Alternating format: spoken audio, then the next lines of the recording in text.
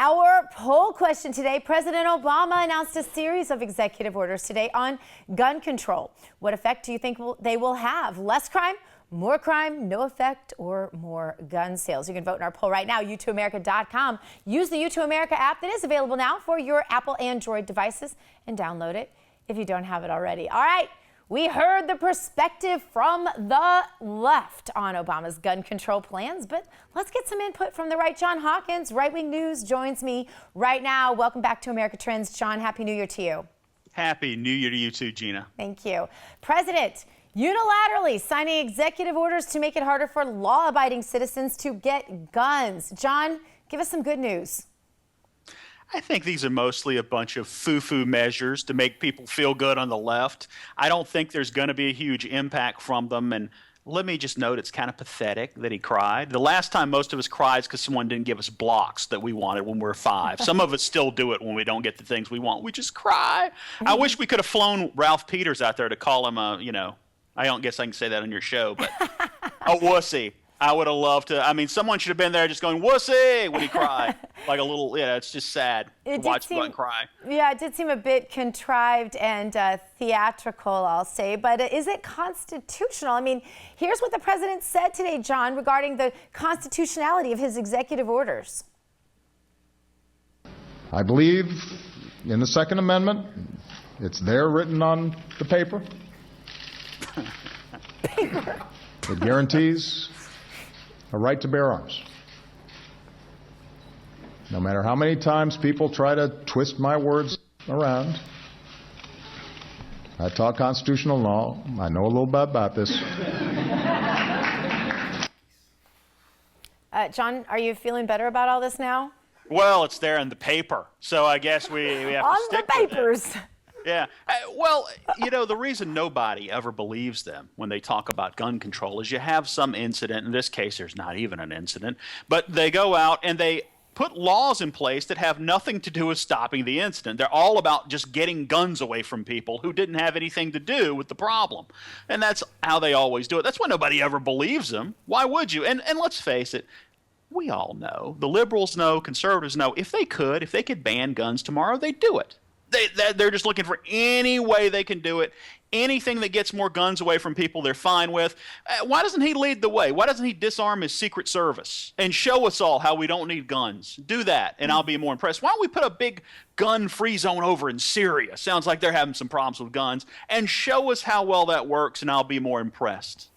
Yeah, because the papers, John, he's got that paper.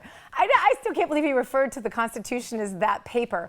But anyway, I'm still trying to get over that. But John, I guess the thing about it is, liberals watch this and they say, I don't know, what do they say? Save the children, I guess. I mean, I really think that they, in their own minds, believe that this might save a life. I, in fact, think this new policy might cost lives just because gun-free zones are where all the crime happens. And as Christopher Hahn just said in our last segment, he wants to make all of America a gun-free zone.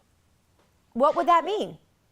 Well, here's the thing. What they want to do is impossible. You cannot take guns away from everybody. One, because we're not going to do it. There's a large portion of the American public that will not be disarmed, and they're wise not to be disarmed, because if they ever take your guns away and they're successful, the next thing that's going to happen is they're going to be pointing guns at you because the government will have all of them and they'll be telling you to do things or else.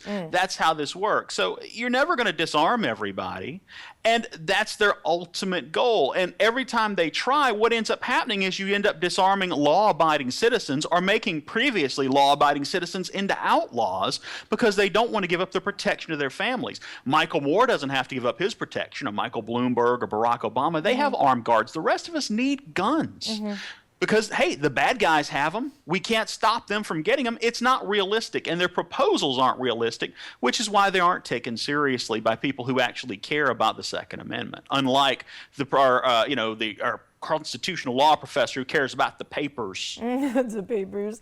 I guess this is my thing. I feel like we are in such we're really embroiled in a very bitter standoff between people who believe that government can make everything better and people that believe government makes everything worse and only the individual can make things better.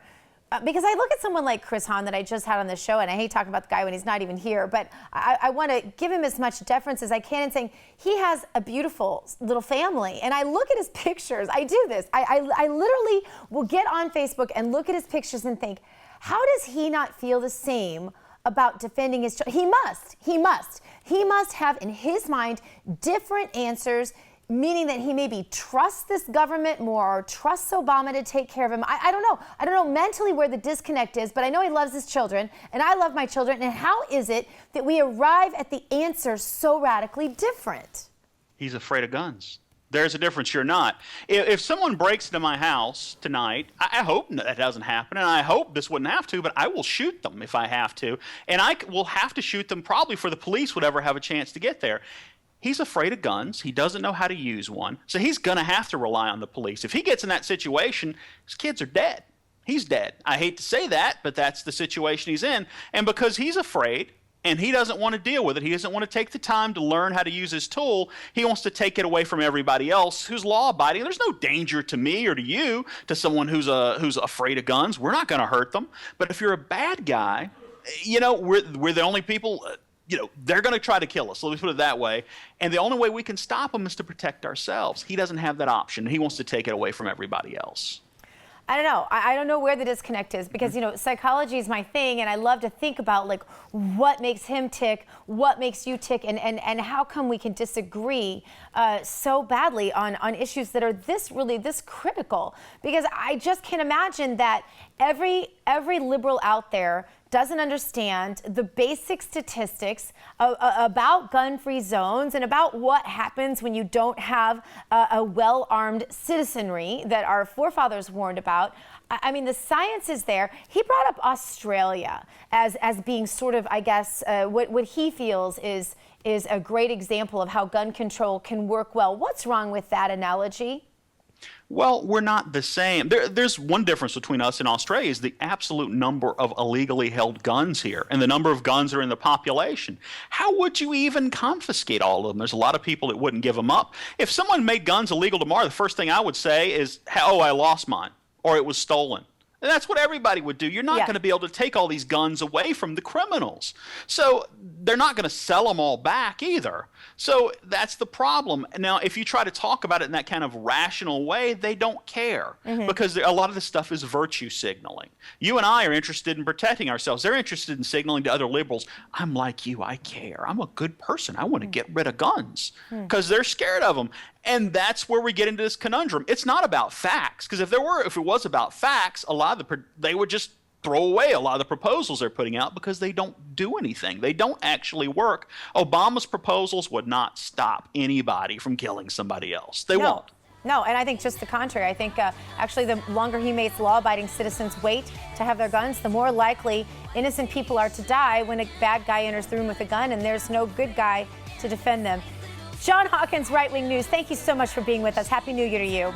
Happy New Year to you too, Gina. Up next, we're going to see what's happening on the ground in Iowa. So stay right where you are because you're going to want to know. More America Trends right after this.